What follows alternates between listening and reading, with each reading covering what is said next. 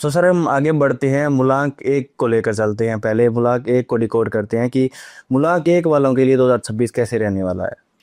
बिल्कुल शाह, देखो इस बार क्या है कि ये जो साल है ना बहुत इंपॉर्टेंट है, क्योंकि किसका है? सूर्य का। सूर्य का साल है। कैसे सूर्य का साल है? क्योंकि इसको अगर साल को कंबाइन करते हैं हाँ जो 20226 हाँ 26, हाँ। सो कंबाइन करते ही क्या आता है? वन। वन आता है। तो वन मतलब इसके रूलर कौन है? इसके प्लेनेट को, इस नंबर को रिप्रेजेंट कौन करता है? सूर्य सूर्य। करता है। अब जिन लोगों का भी नंबर वन है, हम्म नंबर 10 है, हम्म या जिनका 19 है, हम्म, या जिनका 28 है, हाँ ये सारे के सारे लोग जो इन डेट्स पे बॉर्न हुए हैं वो इस नंबर्स के अंदर आते हैं। हम्म यानी कि इस साल जो लोग की ये रेट्स है, ये डेफिनेटली लाइफ में बहुत अच्छा करेंगे। हम्म इनकी ग्रोथ बहुत अच्छी होगी। हम्म इनको, अगर ये किसी कॉम्पिटेटिव एग्जाम के लिए तैयारी कर रहे हैं तो परफेक्ट साल है। हम्म हेल्थ बहुत अच्छी रहेगी। इनकी रिलेशनशिप्स बहुत अच्छे जाएंगे। और ये अगर किसी चीज को पाना चाह रहे थे, काफी लंबे समय से इनका प्लान चल रहा था, वो चीजें इन्हें मिलेगी। हाँ, वो चीजें इनको डेफिनेटली मिलेगी। हम्म कुछ चीजें इन्हें जो ध्यान रखना है वो ये ध्यान रखना है कि बहुत बड़ा रिस्क नहीं लेना है इन्वेस्टमेंट से संबंधित। हम्म अब चूंकि सूर्य राजा है, सूर्य कॉन्फिडेंस के भी कारक है। हम्म कॉन्फिडेंस बहुत देंगे, हम्म बड़े बड़े रिस्क लेने पे भी मजबूर करेंगे। लेकिन यहाँ पे हमें ये जरूर समझना है कि कॉन्फिडेंस तो देंगे, लेकिन हमें अपना ओवर कॉन्फिडेंस वाली सिचुएशन में नहीं जाना है, क्योंकि जब भी वो वाली सिचुएशन आएगी तो बहुत चीजें खराब होगी। खराब हो। बिल्कुल सर। तो उस पोजीशन से हमें जरूर बचना है। कोई भी काम अगर इस ड्यूरेशन में, साझेदारी में करना चाह रहे हैं, कुछ ऐसे चीजें हैं जो पहले से अटकी हुई थी, वो प्लान करना चाह रहे हैं, तो वो उनके लिए भी, जिनका भी नंबर वन है, 10 है, और जो मैंने आपको बताया 28 है, 19 है। हाँ, और आपका 19 है, तो इन वाली डेट्स में जितने भी लोग हैं उनके लिए ये चीजें बहुत बेहतर रहेगी। और अगर मैं बात करूं कि भाई स्पेसिफिकली करियर के हिसाब से रहेगा, देखिए जो लोग ऐसे इंडस्ट्री में हैं जो किसी को सलाह देते हो, या सलाह मतलब सलाहकार का काम करता हो, या किसी तरह का उनका अपना बिजनेस है जो कि किसी वाटर से जुड़ा हो, या किसी को पढ़ाने लिखाने से जुड़ा हो, एडमिनिस्ट्रेशन से जुड़ा हो, उनके लिए तो ये साल डेफिनेटली बहुत अच्छे जाने वाला है। तो ओवरऑल कहें कि सूर्य से पूरा साल गवर्न होगा। सूर्य इसको पूरा कंट्रोल करेंगे, और सूर्य के कारण ही चीजें व्यक्ति की लाइफ में बहुत अच्छी चलेगी। अच्छे अब एक और इसको थोड़ा सा वैदिक टच भी दे देते हैं। ये न्यूमोलॉजी है। न्यूमोलॉजी के बेसिस पे हम किन के लिए बताते हैं? उनके लिए जिनकी कुंडली हमें नहीं पता। नहीं पता होता है। मैं लो आपके माध्यम से ऑडियंस को बताना चाहूंगा कि न्यूमोलॉजी डेफिनेटली वर्क करती है, पर अगर हम बात करें तो जिनकी कुंडली है, आप सुनिए, जिनकी कुंडली है, वैदिक एस्ट्रोलॉजी, जो कुंडली मतलब जिसके पास डेट ऑफ बर्थ है, टाइम है, वनडे से उसकी कुंडली हो गई, हाँ, उस कुंडली के आधार पे हम बता सकते हैं कि कौन सा पर्टिकुलर प्लेनेट अच्छा है। अच्छा है बिल्कुल। फॉर एग्जाम्पल, आज हम अपना पॉडकास्ट कर रहे हैं न्यूमोलॉजी के बेसिस पे। अगर न्यूमोलॉजी के बेसिस पे कर रहे हैं तो ये बताता है कि जो लोग, हो सकता है कि आपको अपनी कुंडली ना पता हो, तुझे कैसे पता चलेगा कि मेरा साल कैसे रहा? मूल्यांक से, हाँ मतलब जिस दिन में पैदा पैदा हुआ उस दिन से। तो उस दिन के हिसाब से न्यूमोलॉजी वर्क करती है, और वो बता देती है कि भाई आपका ये साल रहेंगे।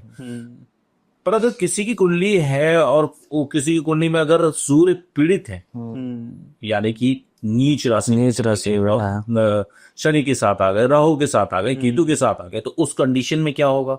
उस कंडीशन में जो होगा, जो ये साल होगा, उसकी कुछ पॉजिटिविटी चीजें डाउन हो जाएंगी। मतलब जहाँ पॉजिटिव है वहाँ नेगेटिव भी है। अगर कुंडली में सूर्य नीच रहा। तो ये वैदिक एस्ट्रोलॉजी वहां काम करती है। अगर आपके पास न्यूमरोलॉजी नहीं है, वैदिक एस्ट्रोलॉजी नहीं है, तो वहां पे न्यूमरोलॉजी काम करेगी, क्योंकि मुझे नहीं पता कि मेरे कुंडली के हिसाब से कौन सा बैक, ठीक है। तो यहाँ मैं आपको बताया कि न्यूमरोलॉजी जिसके नंबर वन है उसके अकॉर्डिंगली ये वर्क होगा। हाँ, अगर वो अपनी कुंडली में जाके चेक करता है कि उसकी कुंडली के अंदर सूर्य की पोजीशन बहुत अच्छी है, तो डेफिनेटली वो वर्कआउट करें। तो सन 2026 में इनके पार्टनर्स की अगर बात करें नंबर 1 मलांक 1 वालों के लिए, तो कौन कौन से पार्टनर इनको अच्छा इनका रिश्ता रहने वाला है, और कौन से ऐसे पार्टनर हो सकते हैं, ऐसे नंबर हो सकते हैं जिनके साथ इनका थोड़ा सा अनबन रहेगी?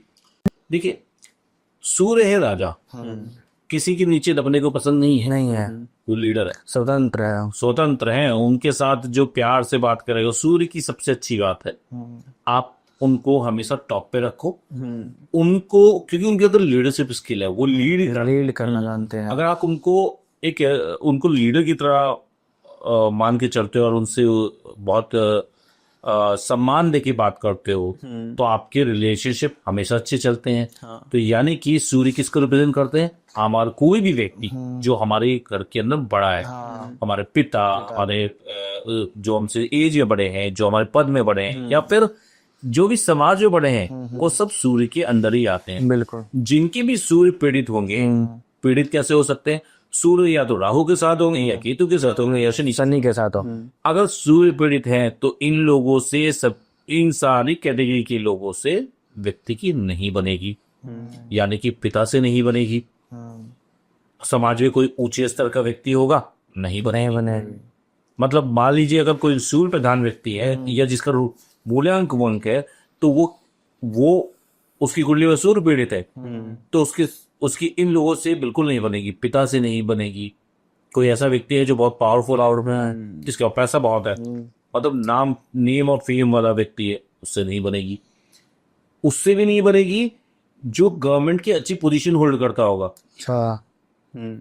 यानी कि उनके साथ वो जो डीलिंग्स होगी, जो गवर्नमेंट डीलिंग्स होगी, वो भी ठीक से नहीं होगी, शिकायतें रहेंगी, शिकायतें आएंगी।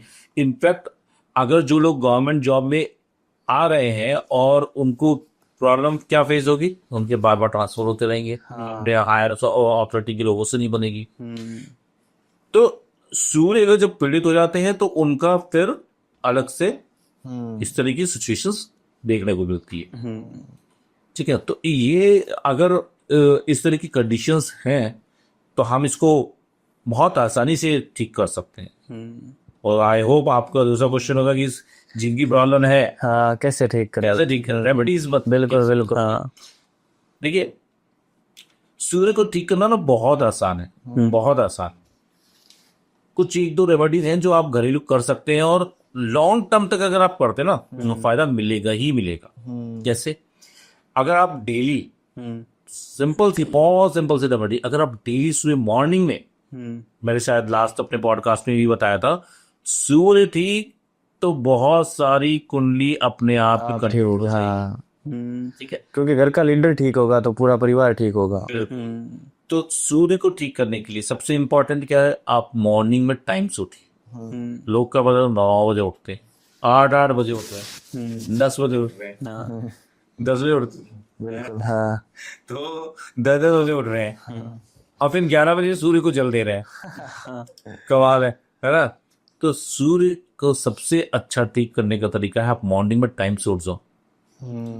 अब ये कहोगे यार मैंने तो पिछले हफ्ते उठा था, मैंने, ऐसे नहीं होता। रेगुलर आओगे, उस रूटीन में आइए, कंसिस्टेंसी बना। कोशिश कीजिए कि जिस समय सूर्योदय हो रहा है उससे कम से कम 10-15 मिनट पहले आप उठ जाएं। राजा हैं, वेलकम करें उनका। राजा का वेलकम करेंगे तो आपका भी ग्रोथ होगी। बिल्कुल। सर, राजा के साथ नमस्तक होके चलेंगे तो आपको देंगे। और अगर आपको देखो राजा आ रहा है और प्रजा पड़ी है वैसे, ना तो प्रजा का भला होगा ना राजा का भला होगा, भला होगा ही नहीं।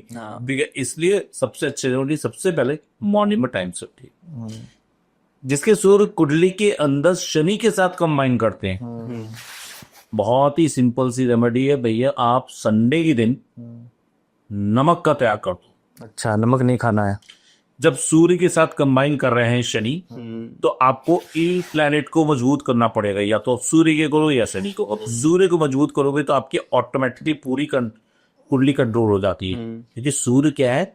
सेंटर ऑफ पावर है पूरे इसके। तो और सूर्य को कंट्रोल कर लिया सूर्य को बल दे दिया तो आपकी कुंडली मजबूत हो जाएगी। हाँ। तो सूर्य को बल करने के लिए बहुत सिंपल रेमेडी, संडे के दिन आप नमक खाना बंद कर दें। जो लोग नहीं खा सकते या उनको नहीं रह सकते बिना खाए तो वो एक टाइम खाएं या फास्ट कर लें। अगर ऐसा भी करते हैं तो उनके सूर्य स्ट्रांग हो जाएंगे।